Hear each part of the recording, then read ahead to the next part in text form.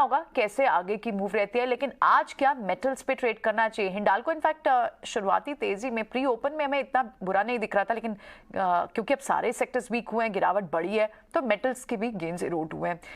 हिंडाल्को कैसे ट्रेड करना चाहिए मेटल्स को? इनफैक्ट एक दिन का ही सिर्फ शॉर्ट कवरिंग अबाउट था संतोष, सिर्फ वीकली एक्सपायरी के दिन, उसके बाद अब मेटल्स कैसे दिख रहे हैं? यस, आज मुझे मेटल स्टॉक्स में प्रेशर नजर आ रहा है। यहाँ पे शॉर्टिंग की अपॉर्चुनिटी देख सकते हैं, स्पेशली हिंडाल्को में सपोर्ट से बाउंस बैक जरूर करने की कोशिश की थी, लेकिन ऊपर में रिजल्ट्स के पहले जो क्लोजिंग दी थी वहीं से इसने रेजिस्टेंस फेस किया और वापस स्टॉक अपना 200 दिन का मूविंग एवरेज टेस्ट करने की कोशिश करेगा जो 420 पर है। तो मुझे लगता है 12-13 रुपए की डाउन साइड और देखने को मिल सकती है हिंडाल्को में। यहाँ शॉर्ट करना चाहिए, 440 का स्टॉप लॉस होना चाहिए, 420 का आपका टारगेट रहेगा। ठीक है, ये तो हो गया हिंडाल्को की बात। कुछ और मिड कैप स्मॉल कैप की बात कर लेते हैं। कैंपस में काफ़ी सॉलिड बाइंग कल देखने को मिली थी, लेके आइए डायरेक्टर साहब। आज देखिए कि अनदर 5%, कल 6-7% ऊपर, आज ही 5% ऊपर। इसमें क्लियरली करेक्शन के बाद एक बार 650-700 के लेवल इसने छोड़े, नीचे आया, रिबाउंड आ रहा है और कहीं ना कहीं इसके अंदर अक्यूमुलेशन चल रहा है। कुछ एक बार कैंपस फुटवेयर देख के बताएंगे चार्ट्स, क्या ये 500 रुपए के लिए रेडी हो रहा है?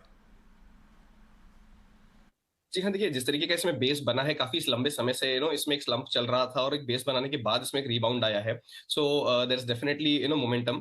मैं यहाँ पे कहूंगा अगर आप यहाँ पे फ्रेश एंट्री लें 450 के पहले टारगेट के लिए इसे बाय करें। दूसरा टारगेट जो है वो आपके लिए निकल के आ रहा है करीब 475 का। थोड़े लंबे समय के लिए होल्ड करें तो 500 के लेवल्स भी ये स्टॉक दिखा सकता है।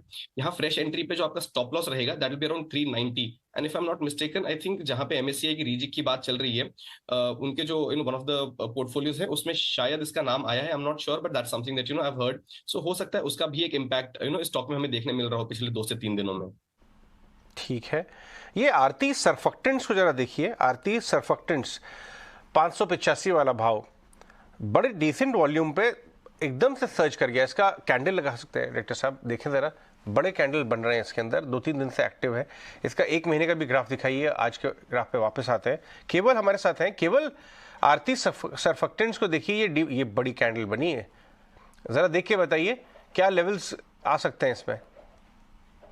बेसिकली अगर हम डेली के चार्ट पे अगर देखते हैं आरती सर्फेक्टेंट को, तो आरएसआई का एक बुलिश डाइवर्जेंस पैटर्न बना हुआ है, लेकिन अभी भी ये 50 डे मूविंग एवरेज के नीचे चल रहा है।